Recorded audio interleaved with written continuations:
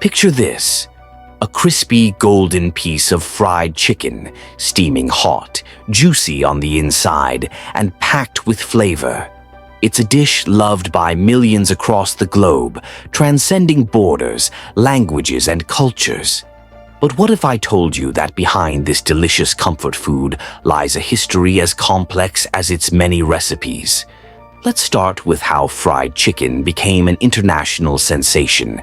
In Japan, families have turned American-style fried chicken into a beloved Christmas tradition, ordering buckets of it as part of their festive celebrations.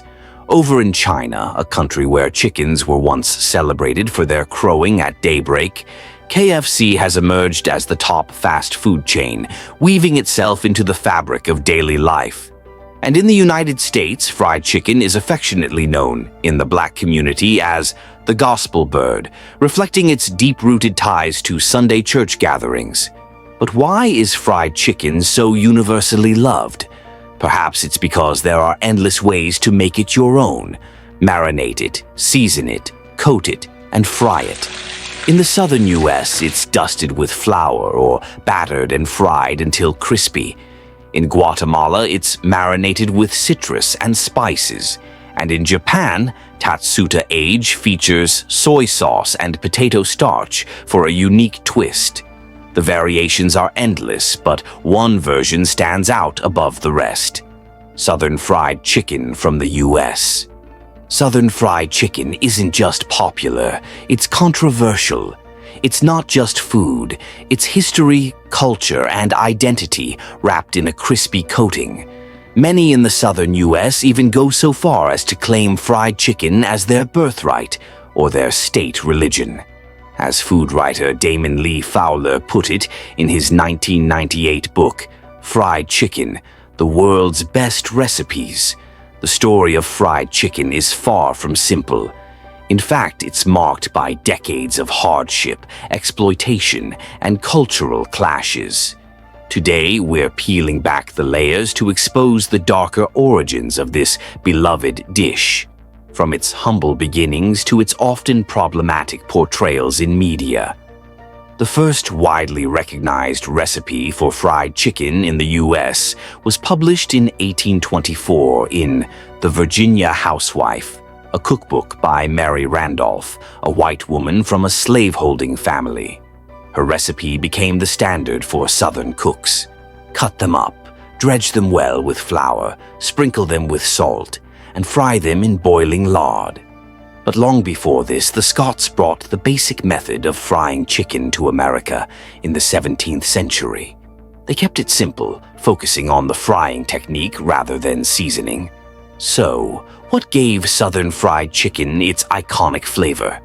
It wasn't the Scots, it was the influence of West African culinary traditions.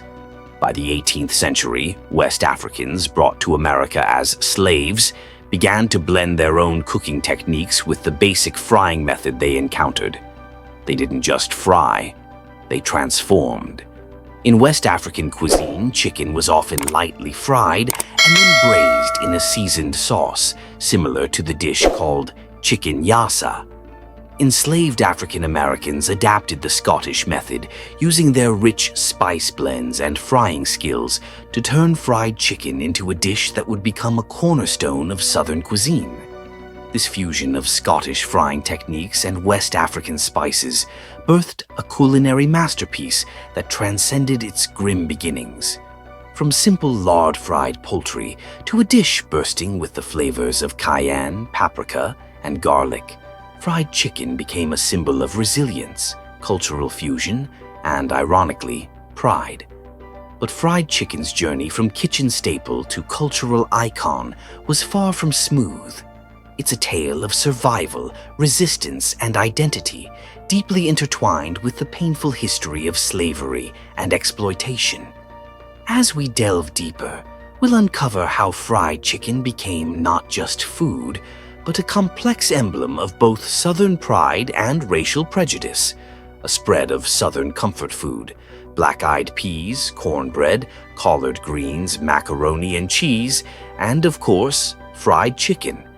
This wasn't just a meal, it was a masterpiece born from a powerful fusion of cultures.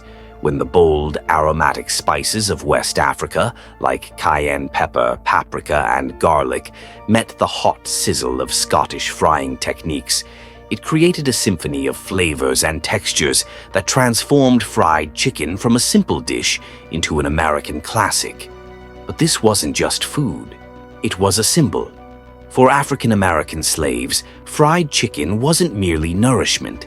It was a rare act of independence, a subtle rebellion against the shackles of oppression. Despite the harsh restrictions placed on them, many enslaved people were allowed to raise chickens, and they used this small freedom to sell or barter eggs, carving out a slice of autonomy in a world that denied them almost everything. In West Africa, chickens were sacred, often used in religious rituals, and this reverence crossed the Atlantic with the enslaved Africans. In the southern U.S., fried chicken became the star of communal meals, especially after church or when the pastor came to visit. As the most honored guest, the pastor was always served first and got the choicest parts, the breast, affectionately known as the preacher's parts. Given this deep connection between fried chicken and faith, it's no wonder that names like Gospel Bird and Sunday Cluck have stayed strong in African American culture. But beyond church dinners, fried chicken also became a lifeline, a path to economic freedom for many African Americans. In the 19th century, fried chicken was more than a meal. It was a ticket to opportunity. Dr. Psyche Williams Forson, in her groundbreaking book, Building Houses Out of Chicken Legs, Black Women, Food, and Power, highlights how the small town of Gordonsville, Virginia, earned the nickname Fried Chicken Capital of the World during the late 1800s. Gordonsville was a crucial stop on two major railroad lines, but back then trains didn't have dining cars. When weary passengers stopped in town, African American women seized the moment, selling fried chicken and other foods through the open windows of the trains. Fried chicken was perfect for travel, even before refrigeration, and these entrepreneurial cooks found a steady market among hungry white travelers. This small but powerful hustle allowed many black families to buy land, build homes, and carve out a sense of independence, even in a society stacked against them. As the 20th century rolled in, fried chicken's fame spread, but so did harmful stereotypes.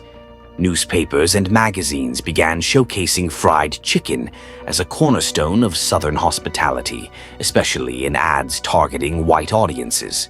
But at the same time, these media outlets perpetuated ugly, racist caricatures of African Americans, depicting them as obsessed with fried chicken and watermelon in demeaning cartoons and advertisements.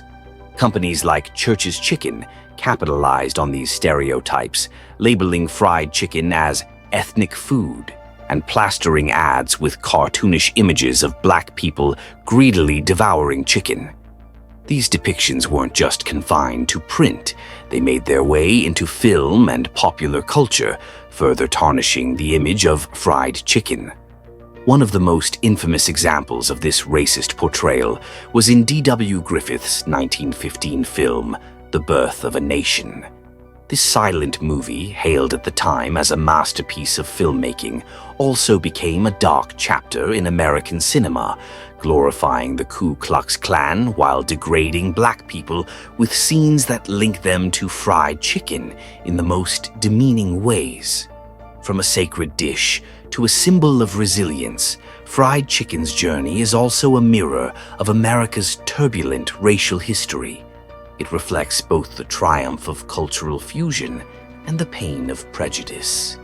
Stay tuned as we continue to explore the complex legacy of fried chicken, a dish that's far more than just a Southern staple. Picture this, a bustling legislative hall where elected officials are supposed to debate laws and govern with dignity. But in the infamous 1915 film, The Birth of a Nation, that image is flipped on its head. The scene shows black elected officials behaving like unruly children, some drinking, others with their feet propped up on desks, and one actor eating fried chicken in the most exaggerated, offensive manner. The message to the audience was as clear as day. This, it suggested, is what happens when black people are given the right to vote. This wasn't just a movie, it was a weaponized narrative designed to instill fear and reinforce harmful stereotypes. And it wasn't alone. The 1927 film The Jazz Singer, one of the first feature-length talkies, featured white actor Al Jolson performing in blackface. It depicted African Americans in demeaning ways, filled with imagery of them holding watermelons and fried chicken, reducing a rich cultural heritage to a single harmful stereotype. It didn't stop at the movies. A look at film posters from the 1920s through the 1950s shows a disturbing trend. Fried chicken was being used as a tool to marginalize African Americans. These images weren't just offensive. They were a form of cultural erasure, stripping away the complexity of black culinary traditions and replacing it with mockery. As we moved toward the mid-20th century, the commercialization of these stereotypes exploded. Brands like Aunt Jemima and Uncle Ben weren't just products. They were caricatures rooted in the very stereotypes we're examining. Aunt Jemima, introduced in the late 19th century, became a household name for pancake mix and syrup. But it wasn't just the taste that sold. It was the image, a mammy figure, happy and eager to serve, her existence tied to the kitchen of a white family. This image was born from minstrel shows and carried into everyday life through advertisements that depicted Aunt Jemima in plantation-like settings, serving with a smile. The mammy stereotype, portrayed as a loyal, overweight black woman devoted to her white family, often appeared in kitchens frying chicken. This imagery wasn't just harmful, it served to reinforce the idea of black women as subservient and maternal, masking the brutal realities of racism and inequality they faced. Similarly, Uncle Ben, launched in the 1940s, used the image of an elderly black man dressed in a suit, a portrayal that leaned into the happy servant stereotype. Marketed as a figure of hospitality and good service, Uncle Ben was another simplification of black identity packaged and sold for profit. By the 1950s, Aunt Jemima had become one of the most recognizable brands in America, showing just how deeply these stereotypes had penetrated everyday life. Fast forward to 1964, a pivotal year for the United States.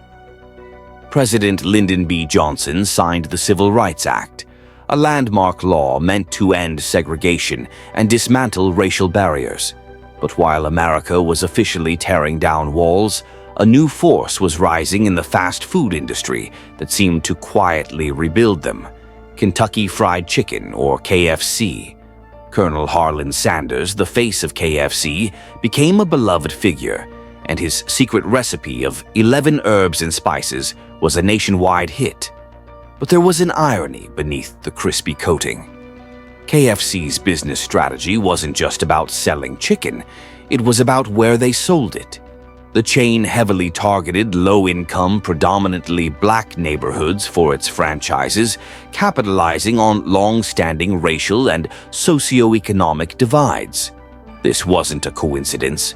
A study from the late 1960s found that fast food chains like KFC were disproportionately located in marginalized communities, sparking accusations of food redlining. Just as redlining in housing kept black families out of certain neighborhoods, the strategic placement of these fast food outlets reinforced existing divides. As the civil rights movement fought to dismantle legal segregation, these restaurants became unexpected battlegrounds for racial and economic tensions. Despite new freedoms, African Americans found themselves facing fresh challenges as fast food chains filled communities that had previously been deprived of quality dining options. For many, fried chicken was more than a meal. It was a reminder of the struggle against a system that had long used it as a tool of division. From movie screens to marketing campaigns, fried chicken's image was twisted and exploited, turning a beloved dish into a symbol of racial stereotyping. The fried chicken we enjoy today carries the weight of history, one filled with resilience, exploitation, and a long fight for dignity. Stay with us as we continue to peel back the layers of this story, revealing the complex and often painful legacy behind America's most iconic dish. Imagine this: a crowded lunch counter in the Deep South during the Civil Rights Movement. Brave young men and women sit down, defiantly ordering plates of fried chicken. It wasn't just about the food, it was a political statement, a reclamation. Ordering fried chicken in these previously segregated spaces was an act of defiance against the entrenched stereotypes that sought to demean African Americans. It was a powerful message. This is our culture and you can't take it away. Civil rights leader Malcolm X often spoke about how food was used as a tool to keep communities marginalized. Even after the signing of the Civil Rights Act in 1964, the stereotypes surrounding foods like fried chicken continued to haunt African Americans. Malcolm pointed out that these damaging perceptions weren't just going away because of new laws. They were still alive, subtly woven into the very fabric of American culture, perpetuating inequality and division. Fast forward to today, and the global presence of fried chicken is undeniable. From Seoul to Sydney, Nairobi to New York, fried chicken has captured hearts and appetites around the world. Chains like KFC have set up shop in 145 countries and territories, spreading their crispy-coated message across continents. But as much as fried chicken has flown the coop, it hasn't entirely escaped the cage of its past. Fusion dishes like Korean fried chicken and Japanese karaage showcase how this dish has evolved and adapted to different cultures, adding unique flavors and styles that have made it even more beloved. Yet, beneath the crispy skin and global appeal, the old stereotypes still linger, hiding behind a shiny new veneer of culinary innovation. Fried chicken's complicated history is never far behind, but there's hope. Today, culinary trailblazers are stepping up to challenge and change these outdated narratives. Chefs like Marcus Samuelsson and food critics like Soleil Ho are on the front lines of this movement. At his Harlem restaurant, Red Rooster, Samuelsson honors traditional flavors of fried chicken while skillfully navigating away from the racial cliches that have long plagued it. He's not just serving food, he's serving history, with respect and dignity. Meanwhile, Soleil Ho uses her sharp pen and keen insights to critique the food world, sparking meaningful discussions about identity and representation. She challenges audiences to look beyond the surface, urging them to see how even a simple dish like fried chicken can carry the weight of complex cultural stories. This new wave of chefs and critics isn't just cooking, they're rewriting the narrative. They are acknowledging fried chicken's intricate past while refusing to be constrained by it. They're telling a new story, one that celebrates resilience, survival, and the beautiful fusion of cultures that make fried chicken a global favorite. Fried Chicken's story is more than just a tale of tasty food. It's a profound narrative of cultural fusion, survival, and defiance. It's the merging of Scottish frying techniques and West African spice mastery, a dish born from hardship and transformed into a symbol of cultural pride. It's a testament to the resourcefulness of a community that found joy in the face of oppression, and it's a reminder of the ongoing struggle against misrepresentation and stereotype. Understanding the full history of fried chicken helps us appreciate not just the taste, but the rich cultural journey behind every bite. It invites us to confront the lingering issues that need addressing and to move toward a more inclusive and respectful appreciation of diverse culinary traditions. If you found this exploration of fried chicken insightful, don't forget to like, comment, and subscribe to our channel. Share your thoughts and let us know what fried chicken means to you beyond just a meal. Your support helps us keep bringing these important conversations to light. Until next time, keep questioning, keep learning, and keep celebrating the rich stories behind the foods we love. Thanks for watching.